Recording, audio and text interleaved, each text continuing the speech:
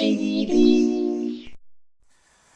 Right then folks, well you know me, I can't go too long without getting my hands covered in grease, so I made a start on the non-runnable Suffolk, so that's the one I think we're going to use for Katie to help out so she can get to grips with engines, because that one definitely runs.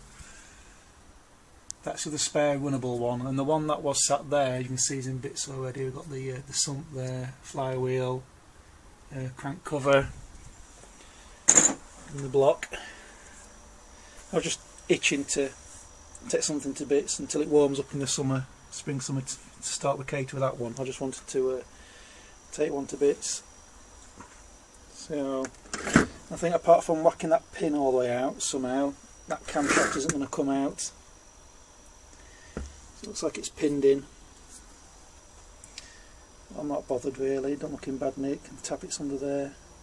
Loads of gunk and sludge. I mean, these engines are decades old really, so the amount of abuse it must have had. But the cam gear, see that? The cam gear is fine. The lobes look fine. The tappets look fine.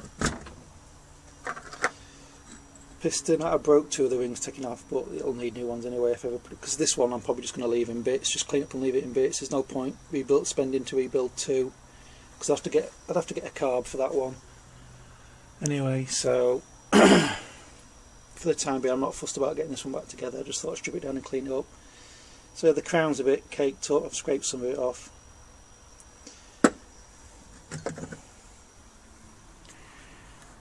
Crankshaft's not too bad really. There's some little score marks, but you'd expect that really. There's one major one, just if I can get my thumb on it, I'm not going to focus it, just directly in front of my thumb. You probably can't see it. There's a more of a major score compared to the rest, but still you can't feel it. And that corresponds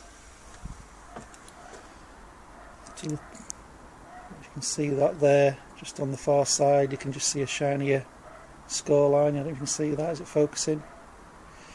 But again, the conwad's not in bad nick. I mean, look how thin and dinky that is. I mean, you wouldn't think it'd last, would you? You'd think it'd just bend and break the first time you fired it up. It's so flimsy looking. I mean, I don't sneeze in case it breaks. So that's neat. What else we got? All the bits in here, the valves. I think the valves are identical size as the inlet and exhaust. They look it anyway.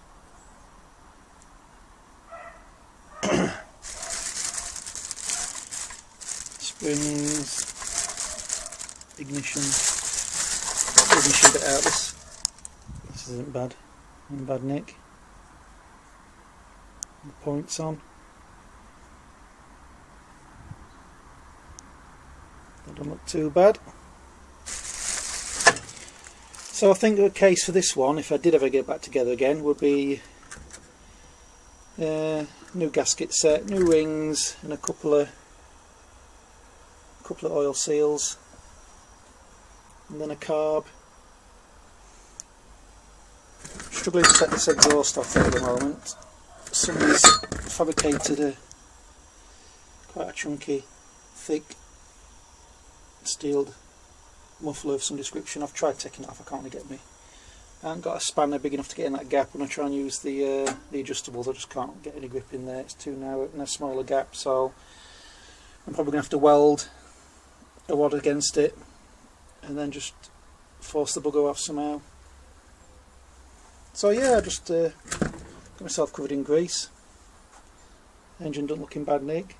If it transpires these two engines, or when we start on this one, that it's absolutely disgusting inside and lots of wear and play in all the journals and everything, then we might commandeer some of these bits to go in that one.